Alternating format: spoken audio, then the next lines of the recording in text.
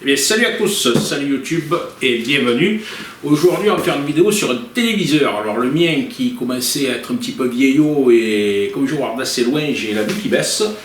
Donc, j'ai choisi de prendre un téléviseur plus grand. Alors, le choix était assez compliqué parce qu'il y a 2-3 téléviseurs qui demeurent sur le marché, notamment les téléviseurs OLED ou les téléviseurs Full LED. Alors, moi, je me suis basé sur les consoles nouvelle génération, donc les consoles next-gen. Et j'ai hésité entre le Sony XH90 et le LG OLED.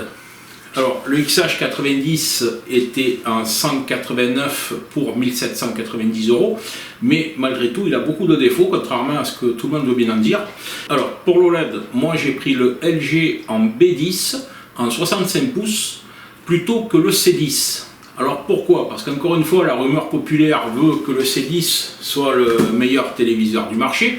Quand on compare ces vraies caractéristiques entre les deux téléviseurs, vous apercevez que la différence est tellement minime que ça ne justifie pas la différence de prix. Alors, je me suis fait un petit pense-bête. Donc moi ce téléviseur je ne l'ai pas pris pendant les Black Friday au mois de décembre, donc décembre 2020. Les prix oscillaient plus, moins, plus, moins. Les supermarchés principaux que tout le monde connaît, je ne les citerai pas, ont vendu leur stock, donc ils ont un petit peu réajusté leur prix vers le haut et non pas vers le bas pour les fêtes de Noël. Voilà, donc actuellement, puisque nous sommes aux alentours du 15 décembre. Ce téléviseur a une différence donc fondamentale entre le B10 et le C10, donc je vais vous dire les deux différences qu'il y a réellement. Moi j'ai pu comparer ces deux télés puisqu'elles étaient côte à côte, le B10 et le C10 dans le même supermarché, avec les vidéos fournies par LG, donc qui sont des vidéos qui vous permettent de voir les capacités du téléviseur, toutes les vidéos fournies par les constructeurs. Afin de voir la différence, avec ces vidéos-là, il n'y a aucune différence au niveau de la qualité d'image. La seule différence qui peut à la limite apparaître, c'est sur la luminosité dans des pièces très éclairées. Alors, j'ai demandé au gars du supermarché qui m'a vendu le téléviseur de me commuter l'image et de passer sur une image classique, donc sur une image télévision, ce qu'on regarde à la télé de manière classique. C'est là que se dit finalement acheter un téléviseur OLED pour regarder la télé classique, bof bof. L'upscaling, ça met pas en 4K des émissions merdiques qu'il y a l'après-midi, quoi, hein, donc voilà. Mais la qualité d'image reste quand même excellente. Tout ça pour vous dire qu'entre le B10 et le C10 mis côte à côte, sur une image identique, très franchement, entre le B10 et le C10, il n'y a aucune différence. Aucune. Je parle en résolution classique. Alors, est-ce qu'après, il y en a une, par exemple, sur des consoles next-gen, parce que les deux ont deux processeurs différents? J'ai un gros doute, et vous allez voir pourquoi. Et ensuite, est-ce qu'il y a une différence sur une lecture de sources optimisées, comme par exemple les Blu-ray? J'ai encore un doute. Pourquoi? Parce que les Blu-ray sont déjà une source optimisée. Alors je ne vois pas ce que le téléviseur peut améliorer par rapport à un Blu-ray si vous avez un bon lecteur branché sur ce téléviseur. Voilà. Donc c'est pour ça que moi j'ai choisi le modèle B10, tout simplement parce que je l'ai payé à ce jour 1990 €. Et dans le même supermarché, le modèle C10 est à 2690 €. Ça fait 600 € d'écart entre les deux téléviseurs, tout simplement parce que la demande est plus forte sur le C10, donc ils en profitent pour augmenter les prix. Et franchement, 600 € d'écart pour aussi peu de différence, voire quasiment rien de différence, ça ne vaut pas le coup du tout. Voilà.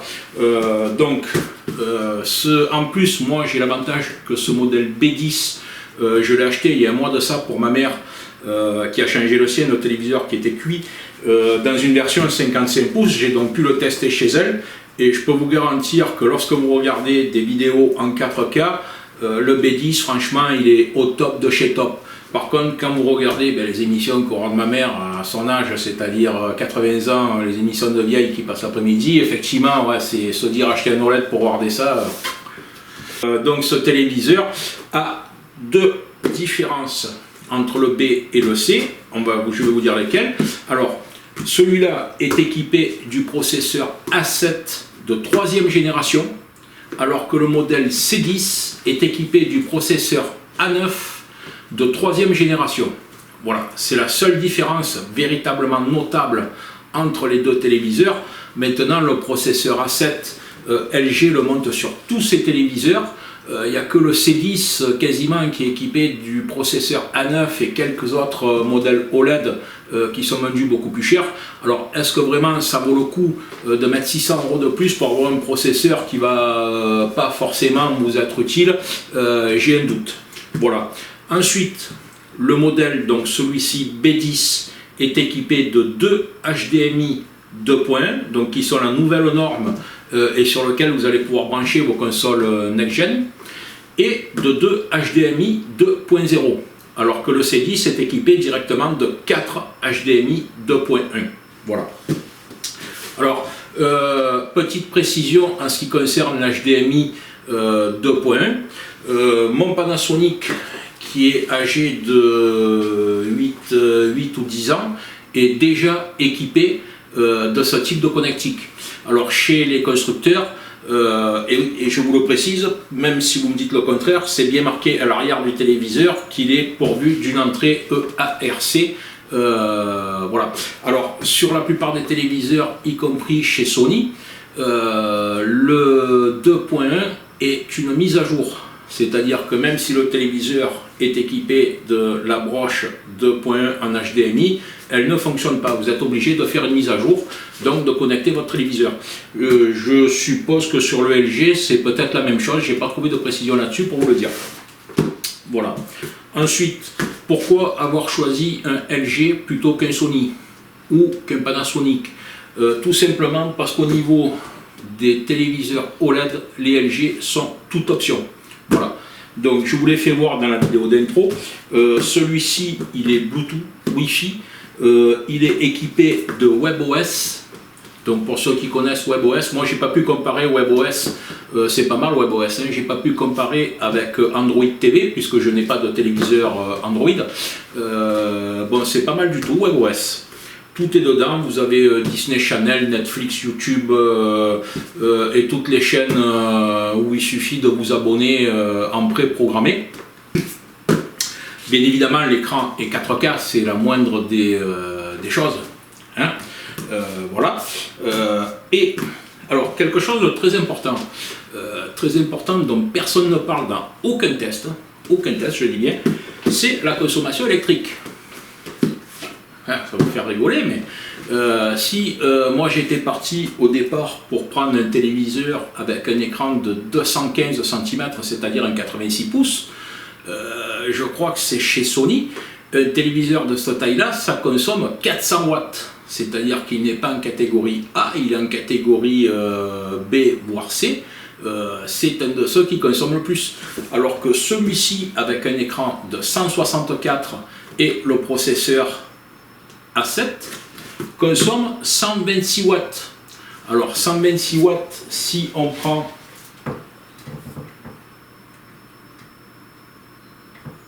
bonjour, voilà, un grand point encore. Pardon.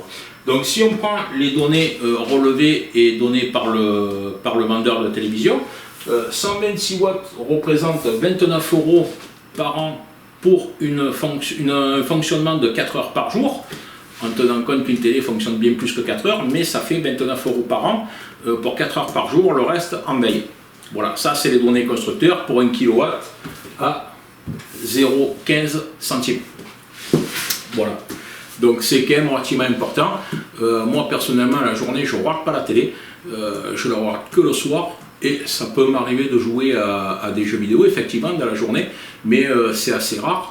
Mais une chose est sûre, c'est que si je fais le compte, j'allume ma télé, moi, aux alentours de 18 h, je l'éteins vers minuit, 1 h du matin, puisque je ne me couche pas tôt, elle tourne plus que 4 heures par jour.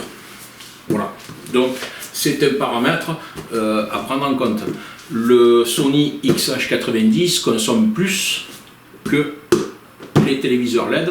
D'ailleurs, c'est étonnant qu'une société comme Sony, qui se veut faire des téléviseurs premium, même lorsque vous comparez avec leur téléviseur LED, par exemple en 164, qui est la G9 chez Sony, est classé, je crois, en catégorie B et non pas en catégorie A pour la consommation. Voilà. De la compatibilité, alors il est G-Sync, FreeSync.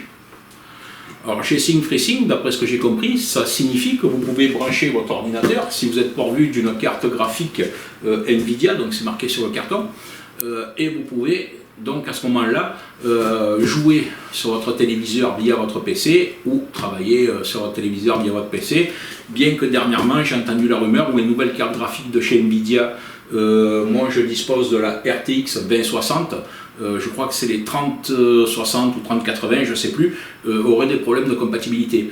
Mais à ce moment-là, ce n'est pas un problème de carte, je pense que c'est un problème juste de mise à jour, hein, rien de plus. Voilà, donc au niveau de ce téléviseur, je vous ai à peu près tout dit sur les fonctions principales. Après, vous énumérez tout le reste. Honnêtement, il y en a une tartine parce que, comme je vous dis, il est absolument toute option. Hein, voilà. Donc, ce qu'on va faire, on va faire un petit unboxing rapide, voir ce qu'il y a dans la boîte. Hein, je vais vous passer le montage et puis je vous le mettrai en marche histoire de voir la qualité d'image et le temps de le régler parce que malgré tout, les réglages constructeurs sont pas forcément les meilleurs. Hein. Maintenant, autre point. Alors, ce graphique, je ne peux pas vous le faire voir parce que je l'ai relevé sur le site d'un autre youtubeur et ça serait pas sympa de l'utiliser. Mais il a comparé, ici c'est un youtubeur allemand qui fait des comparaisons de télévision et qui est outillé pour le faire, je dirais.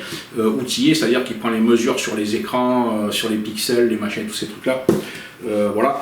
Donc, en comparant le C10 et le B10, on s'aperçoit que les deux téléviseurs sont identiques au niveau de l'équipement, au niveau du fonctionnement dans une pièce sombre, à savoir la luminosité, au niveau des angles de vue latéraux où les téléviseurs OLED sont les téléviseurs qui ont les meilleurs angles de vue latéraux, c'est-à-dire que sur ces paramètres-là et sur leur graphique, ces téléviseurs OLED de chez LG sont quasiment au paramètre maximum. Au niveau du gaming, c'est là que c'est très important. Le B10 et le C10 font exactement le même score. Alors ceux qui disent que le C10 est plus performant pour jouer sur le console next-gen, c'est totalement faux. Le B10 fait aussi bien. Voilà. Le B10 est juste un poil plus faible en ce qui concerne les films et les séries, peut-être au niveau de l'upscaling. Je suppose que c'est pour Netflix et autres, je ne peux pas vous dire parce que moi je n'ai pas Netflix, donc je ne sais pas ce qu'on y regarde et de quelle manière on le regarde. Voilà, maintenant ça reste quand même de l'OLED. Il faut vous dire une chose, c'est que si vous êtes capable, que votre œil est suffisamment aguerri pour faire une comparaison sur deux téléviseurs dans un magasin, sachez que lorsque vous êtes chez vous, vous n'en avez plus qu'un téléviseur. Donc pour comparer quoi que ce soit, ma cache walou. Voilà. Donc à partir de là, la différence sur ce graphique est tellement infime que les 600 € pour moi ne sont pas justifiés. Au niveau du HDR, le C10 aussi fait un poil de mieux. Le HDR10+, il y a beaucoup de constructeurs qui a priori l'abandonnent. Il semblerait que ce soit une norme qui va s'éteindre et qui serait, d'après ce que j'aurais compris, remplacée par le Dolby Vision et toutes ces choses-là. Voilà, le HDR est une amélioration de l'image. Voilà, qui, encore une fois, répond à une norme. Alors si cette norme tombe en désuétude, ça ne sert à rien de l'avoir. Voilà. Donc, sur ce graphique, la seule valeur vraiment qui offre une différence, c'est celle dans les pièces lumineuses. Alors moi ici, je suis dans le sud de la France, il est 3 h de l'après-midi. Aujourd'hui, il fait une journée magnifique, pourtant on est au mois de décembre. Vous ne le voyez peut-être pas à mon caméscope, mais si j'ouvre mes deux baies vitrées, il y a tellement de lumière que c'est infernal, le caméscope n'arrive même plus à filmer tellement il y a de lumière. Donc au final, si je regarde la télé dans la journée, je ferme mes volets quoi qu'il arrive, puisque ma pièce est placée sud-est, donc elle est ensoleillée du matin jusqu'au soir.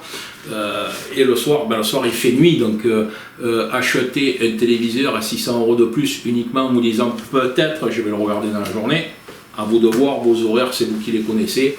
Voilà. Voilà, donc je vous ai tout dit sur ce téléviseur. Si vous avez des questions, n'hésitez pas. On va se faire un petit unboxing pour voir exactement ce qu'il y a dans la boîte.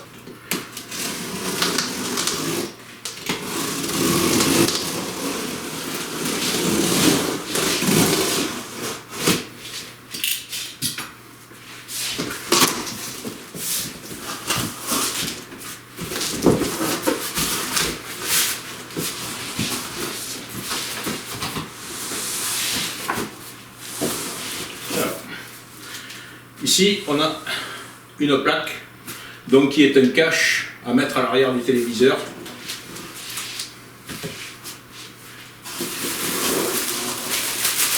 Alors, télécommande, notice, fil, et ici un petit cache en plastique. C'est pas un cache, c'est un genre de clips pour le cable management. Voilà. Alors ils ont beau faire ce qu'ils veulent, hein, au bout d'un moment il y a tellement de câbles que franchement, peu importe tout ce qui est inventé par les fabricants, ça devient un bordel innommable, et puis à la sortie, si vous voulez faire un truc de propre, il n'y a plus qu'une solution, c'est le rissage. Voilà. Alors,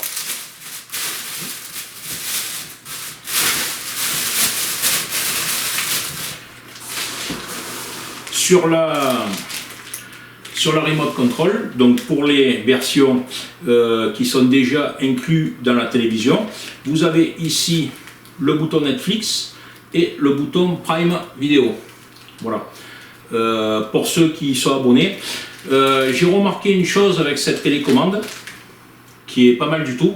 D'ailleurs, j'ai moi commandé aussi un lecteur Blu-ray LG, dont je vous ferai la vidéo dès qu'il va arriver. Avec cette télécommande, chez ma mère, on peut changer les chaînes sur la Livebox d'Orange. Alors, est-ce que ça marche sur toutes les Freebox? Enfin, sur toutes les box, je n'en sais rien. Mais en tous les cas, ça marche sur la box d'Orange. Impressionnant, mais c'est super. En tout cas, on peut changer les chaînes tranquille.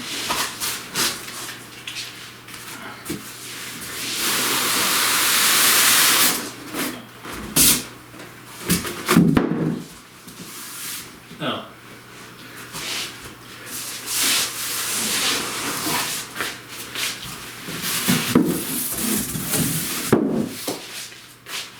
Je vais passer devant, parce que ça serait couillon de le casser maintenant. Quoique si ça sort. Donc on a une partie du pied.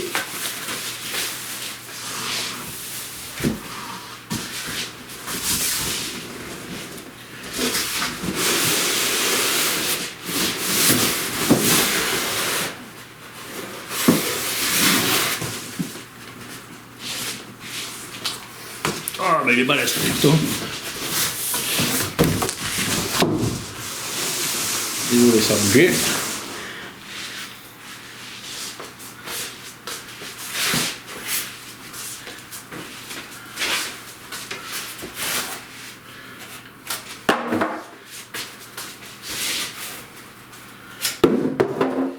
Deuxième partie ici. Une partie là. Une autre partie là. Je vous conseille de conserver ces protections pour poser le téléviseur à plat par terre, peut-être, parce qu'il faut monter le pied. Quelque chose d'important en ce qui concerne les pieds quand vous achetez ce type de téléviseur. Moi je m'en suis aperçu. Alors par exemple, Sony fait quelque chose de très intelligent. Il s'agit de deux pieds. Alors moi ici j'ai une table dont le plateau mesure 160, ce qui est quand même relativement grand. Je ne l'ai pas acheté exprès, je l'avais déjà. Et chez Sony, vous pouvez soit mettre les pieds au bout de la télévision, soit avoir un point de fixation au milieu. Alors ceux qui ont une petite table, vous risquez d'avoir des surprises parce que en fonction du modèle donc C ou du modèle B, le pied est différent. Alors il s'agit dans les deux cas d'un pied central. Celui-ci est en plastique avec le LG marqué ici, donc il est un petit peu moins premium. Je vais vous donner sa dimension. Alors, il fait 56 cm en totalité et 25 de portée. Et la portée réelle, puisque 56 c'est la décoration. La portée réelle est de 44 cm.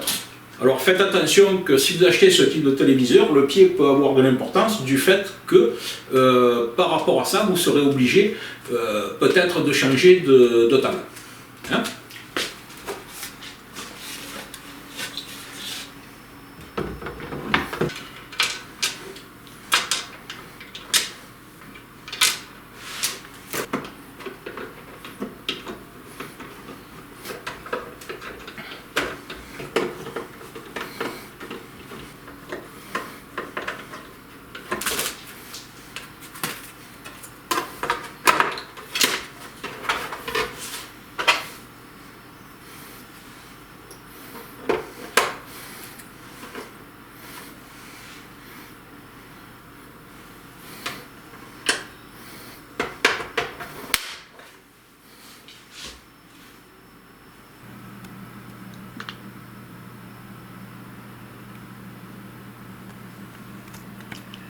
Alors on a ici la prise Ethernet, on a ici une prise USB, on a deux HDMI 2.1, on a ici la sortie optique, ici une sortie audio pour un casque, les prises d'antenne classiques.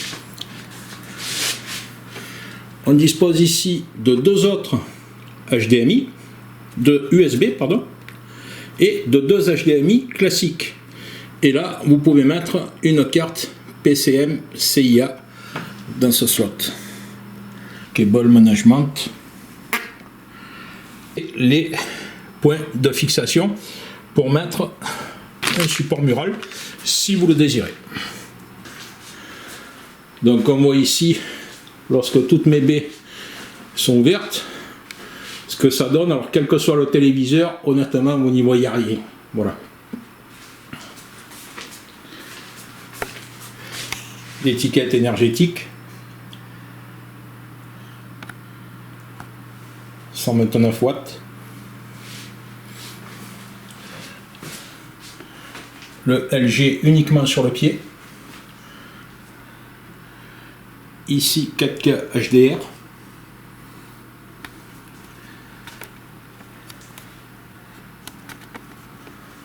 Et une mesure intéressante.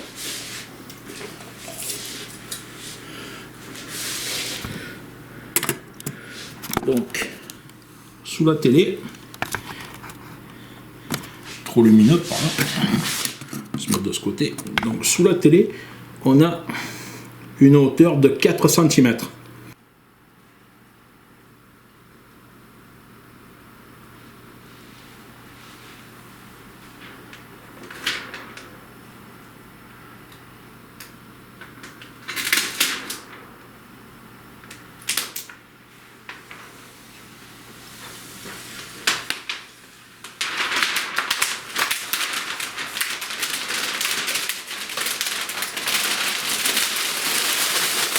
Voilà les amis, donc la télé est en marche, je suis connecté. Alors je ne peux pas vous lancer une vidéo YouTube pour la simple et bonne raison que suite aux droits d'auteur, YouTube a déjà censuré certaines de mes vidéos. Donc je ne vais pas vous lancer une vidéo qui n'est pas de moi. Voilà, je vous fais voir juste que la télé est connectée. Donc moi je l'ai connectée via le RJ45 et un petit boîtier que je vais vous présenter dans une autre vidéo. Qui permet de connecter directement en RJ45. Alors je ne vous ai pas fait voir le démarrage de la télévision, c'est un démarrage classique où on rentre la langue, où on rentre tout ça. Je ne l'ai pas fait tout simplement parce qu'il faut rentrer ses identifiants dedans. Et donc bon, ben, voilà. Il n'y a rien de bien compliqué, vous mettez en marche, vous suivez la procédure, ça se fait tout seul. Moi j'ai connecté la box via l'HDMI numéro 1, c'est-à-dire l'HDMI 2.0. et non pas l'HDMI 2.1, voilà, et ça fonctionne parfaitement. D'ailleurs, alors j'ai actuellement effectué aucun réglage sur la télé. Un petit défaut que j'ai remarqué, c'est celui-là. Donc vous voyez, ici, le curseur rouge, donc qui représente la souris, lorsque l'on monte, vous voyez, il est bloqué en haut de l'écran. Et la télécommande continue de monter. Et puis lorsqu'on redescend, ça agit exactement comme une souris, C'est-à-dire que, vous voyez, ma télécommande est toujours orientée vers le haut, et pourtant je descends. Donc pour le réajuster au centre, il faut que je descende plus bas que l'écran pour qu'il se réajuste. Pareil à droite, pareil à gauche. Alors c'est un petit peu chiant l'utilisation. Pourquoi LG a fait ça et non pas a mis ce curseur directement aligné avec la télécommande, ce qui serait somme toute logique. Bon, je sais pas, c'est le même principe que la souris sur un PC, sauf que là, au niveau de la remote, c'est pas bien terrible. Donc pour faire apparaître ce curseur, soit vous tournez la molette, hein, le curseur va apparaître, soit vous secouez la télécommande jusqu'à ce qu'il apparaisse. Bon, voilà. Lorsque vous posez la télécommande, hein, tout simplement, pour ceux qui posent la question, voilà, dès que la télécommande arrête de bouger, puisqu'elle a un capteur de mouvement, à ce moment-là, le réticule disparaît. Et si on la secoue, hop, vous voyez, le simple fait de l'avoir pris, ça le fait réapparaître. Alors ça peut être un peu emmerdant aussi, hein, franchement, qu'il apparaît, qu'il disparaît, on aimerait bien. Moi j'aurais préféré qu'il apparaisse uniquement en appuyant sur un bouton, ça aurait été beaucoup plus simple. Voilà. Bon, on est dans WebOS. Toutes les mises à jour, s'il y en a sur ce téléviseur, vont se faire automatiquement. Hein, voilà, et je ferai tous les réglages. Voilà, si vous avez des questions, n'hésitez pas à me les poser. Là, c'est transmis, donc vous avez une qualité d'image de l'écran d'accueil YouTube qui est transmis via mon caméscope en 1080. Donc vous n'aurez automatiquement pas une bonne qualité vidéo pour définir ce que ça vaut, mais très honnêtement, les noirs sont hyper profonds, les couleurs sont hyper jolies. Si on déplace un petit peu, alors pourquoi, voilà, vous voyez par exemple ici sur cette vidéo on voit les verts qui sont très profonds. Alors pourquoi j'arrive pas à descendre? Bon, il faut s'habituer à manier WebOS, hein, mais on voit ici que les verts sont très verts. On voit ici également que c'est... Ah pardon, voilà. Donc après on déplace aussi avec les flèches qui se trouvent en latéral. C'est pour ça que je n'arrivais pas à déplacer. Hein, voilà, vous voyez. Donc voilà. Vous voyez le vert est très vert. Il faut s'habituer, hein, à manier dès qu'on tourne trop vite. Le vert est très vert, donc voilà, vous voyez la qualité d'image est vraiment magnifique. Voilà. Voilà, si vous avez des questions, n'hésitez pas à les poser. Sur ce, bon après-midi.